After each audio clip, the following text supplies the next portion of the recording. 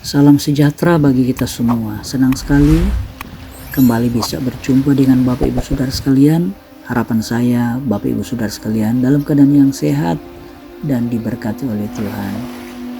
Hari ini kembali kita akan merenungkan firman Allah.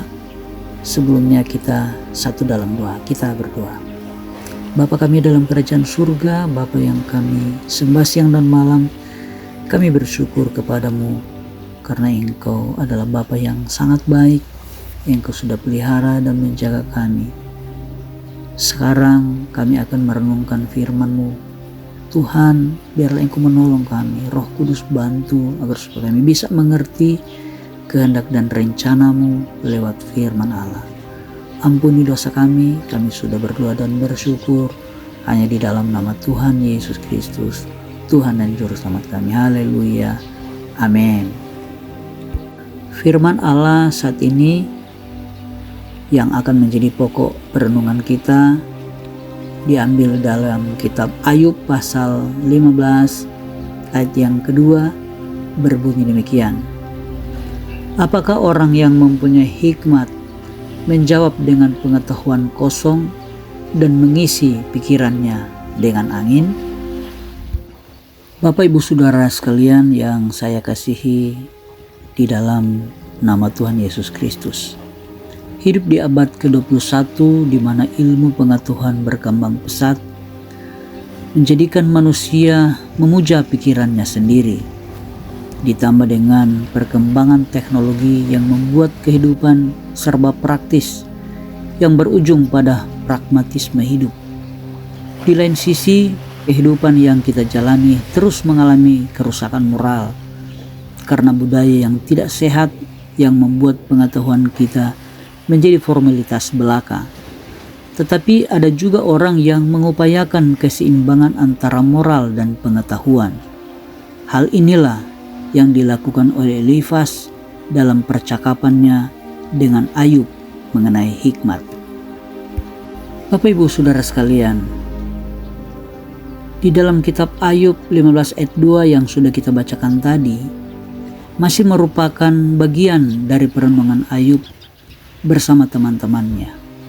Percakapan tentang hikmat tidak hanya berhenti pada hikmat Allah, tetapi juga sampai pada bagaimana sebenarnya hikmat yang dimiliki oleh manusia.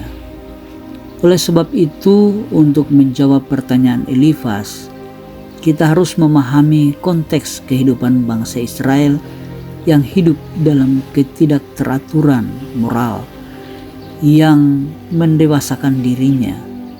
Hidup yang kita pikir sudah berhikmat kadang-kadang tidak benar.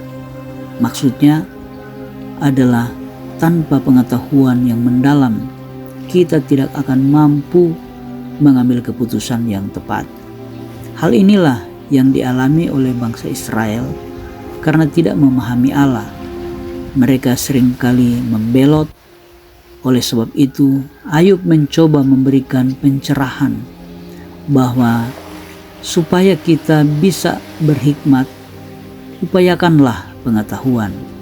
Karena pengetahuan tersebut akan menuntun kita terhadap hikmat Allah. Dengan demikian, hal yang perlu menjadi perhatian yaitu mencari dan mengupayakan pengetahuan. Dengan begini kita akan menjadi berhikmat dan mampu mempertanggungjawabkan kepada Tuhan setiap keputusan yang kita ambil. Orang yang berhikmat sudah pasti orang yang berpengetahuan, tetapi orang yang berpengetahuan belum tentu memiliki hikmat, karena pada dasarnya pengetahuan yang dimiliki harus juga dibarengi dengan takut akan Tuhan. Hal inilah yang perlu kita upayakan dalam kehidupan kita sebagai orang yang setia pada firman Tuhan dan sebagai orang-orang yang memegang teguh keyakinan terhadap Kristus dalam setiap sudut kehidupan. Orang yang berhikmat sudah pasti orang yang berpengetahuan, tetapi orang yang berpengetahuan belum tentu memiliki hikmat dari Tuhan, karena pada dasarnya pengetahuan yang dimiliki harus juga dibarengi dengan takut akan Tuhan. Kita satu di dalam doa. Bapa yang baik, kami bersyukur karena Engkau adalah Bapa yang sangat baik. Kami sudah merenungkan firman-Mu yang mengingatkan bahwa kami harus terus membuka diri untuk mencari pengetahuan yang benar, terutama belajar akan firman Allah. Kemudian kami harus menjadi pribadi yang takut akan Engkau, agar supaya kami memiliki karakter yang luar biasa, yang berkenan kepada Tuhan. Dan kami percaya ketika kami punya pengetahuan dan takut akan Engkau, maka kami akan memiliki hikmat yang akan membuat hidup kami menjadi hidup yang diberkati oleh Tuhan. Karena hikmat daripadamu, itulah sesuatu yang membuat kami mampu menyelesaikan setiap persoalan masalah dan menggapai setiap cita-cita rencana masa depan kami. Terima kasih banyak Bapa. Inilah menjadi doa kami. Kami sudah berdoa dan mengucap syukur di dalam nama Tuhan Yesus Kristus, Tuhan dan Juru Selamat kami. Haleluya. Amin.